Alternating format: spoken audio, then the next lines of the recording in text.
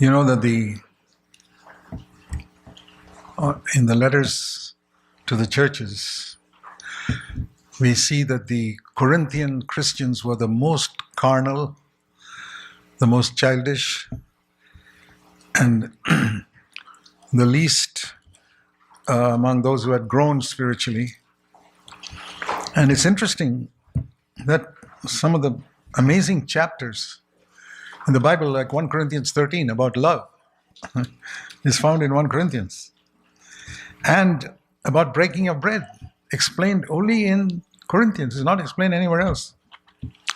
So let's take it seriously. 1 Corinthians 11 and verse 27.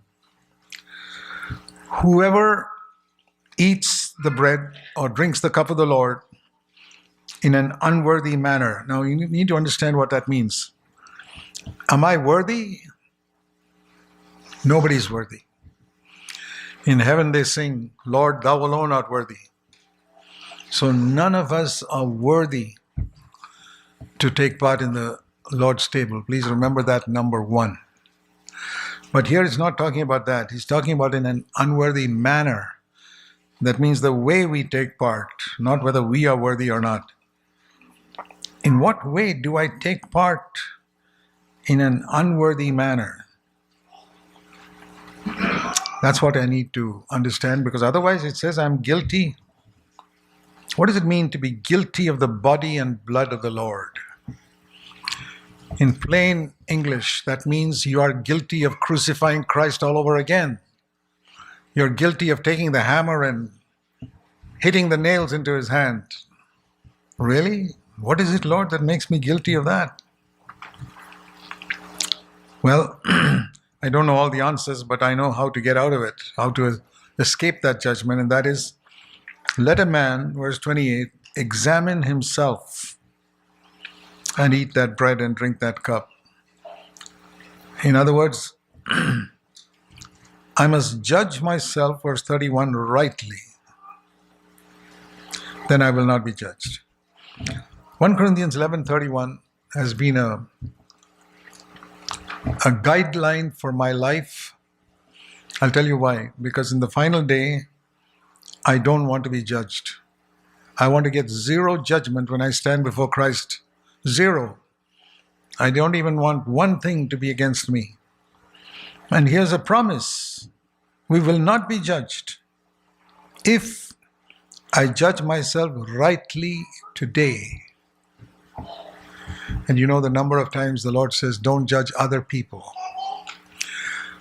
And we take that lightly, but you should not take it lightly, because there's a tremendous tendency in us to see the faults of others and to judge others and to even blame others for what we did. We all know what was the sin of Eve. What did she do? She disobeyed God and took from the tree which the Lord told her not to eat from. How many of you can tell me what is the first sin that Adam committed? Yeah, he ate of the tree, like he ate what Eve gave her, but then what did he do? I want to show you that in Genesis chapter 3. After he had eaten, the Lord came into the garden, and God knew very well that it was Eve who caused all the problem. She was the one who took the fruit first. Have you ever thought why God didn't go to Eve first? Hey, you're the one who took. He didn't go to Eve. He went to Adam because he was Eve's head. And he's the one who should have stopped Eve. But like many husbands who do not take the headship of the home, Adam was the first husband who did not take the headship of the home. He allowed his wife to do a stupid, foolish thing that affected all of humanity. And he just sat there and with his mouth open and gaped. The first We can say henpecked husband in history who allowed his wife to run the show. A warning to all husbands. Don't let your wife disobey God in your house. So that's why God went to Adam. He never asked Eve any question till he first asked Adam. Then he went to Eve.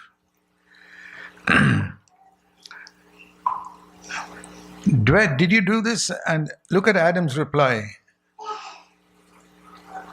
In Genesis chapter 3, verse 11, he asked Adam, did you eat the tree I told you not to eat? And look at his answer.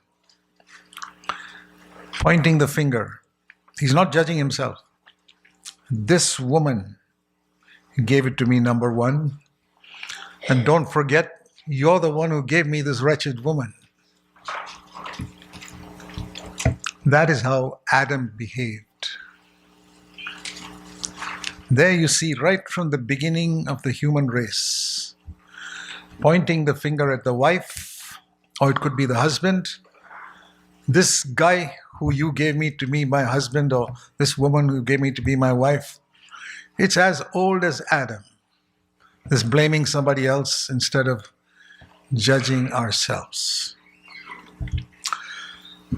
When Jesus died on the cross, he had no finger to point at anybody. They were both, all fingers were nailed to the cross. He could not point a finger at anybody. And when you're nailed to the cross, you'll be like that. You will judge yourself. Jesus, who had no sin in his life, took the blame for the sins of all humanity. We all say we follow Jesus, but sometimes we can't even take the blame for our own sin.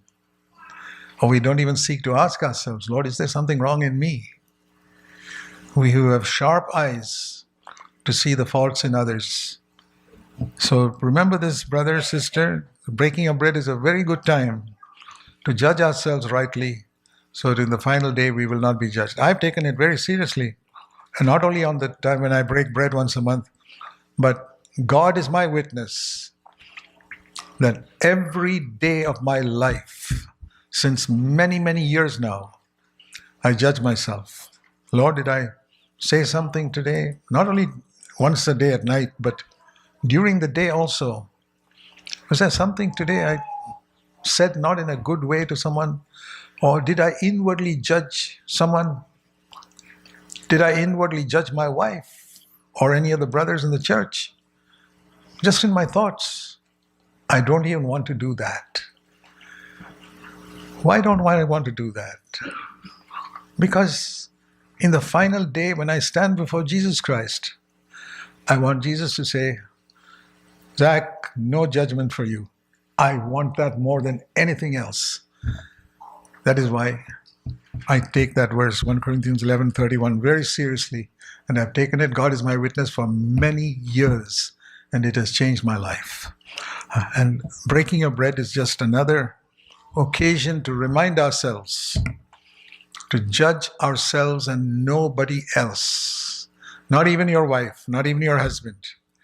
This is the opportunity to remind you not just to judge yourself right now, but to judge yourself every day of your life from today onwards. If you have not done it, develop this habit. Just like you eat food every day. Lord, I want to judge myself every day. Is there a day when you don't eat food? There should not be a day when I don't judge myself.